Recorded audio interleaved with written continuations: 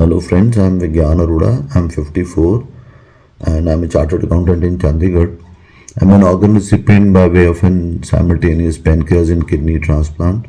My transplant surgery was done in January 2020 at PGI Chandigarh.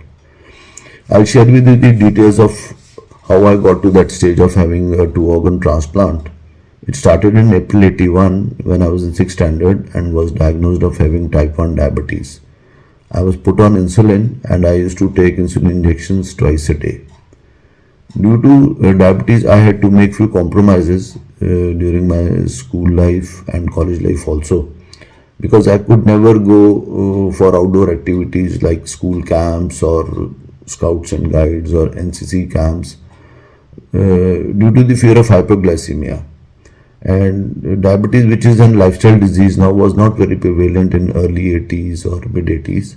So people never used to know how to handle a patient who's having hypoglycemia. So due to that, I had to make some compromises, and by choosing the career also, I chose chartered accountancy. And after completing my CA, I started my own practice due to the same reason. I qualified in 94, got married in 97 to Poonam, who's also type 1 diabetic, and we have a 24-year-old daughter. So, in our profession of chartered accountancy, we need to travel a lot, and the eating schedules or the timings are not regular. You have to travel to different places at odd times, have food at odd hours. So all this took its toll, and in 2005, I got to know that it has affected my kidneys when my creatinine level started going above the normal levels. So, but I was very hopeful that, with medical science making, progress so fast, I'll not be able to go in for I'll not have to go in for a transplant. I mean, I could do with medicines only. But in 2019, I was told by my nephrologist that I'll have to go for a transplant in next 12 to 15 months.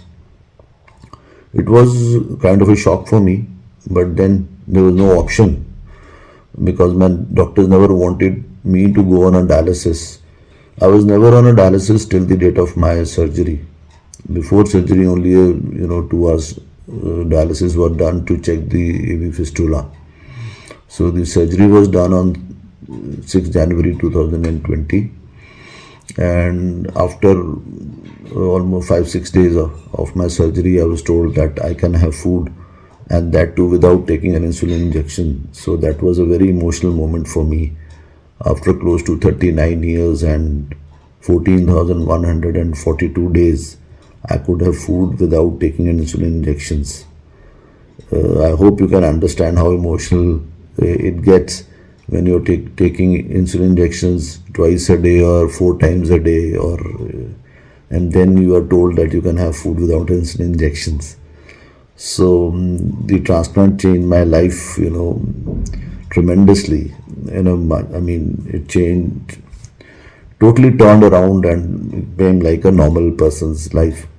After my surgery, I had some complications.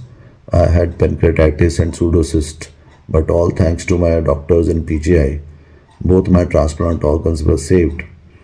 And for all this, I must thank the family of the person whose organs are there in my body, and because of which I am here, speaking all this.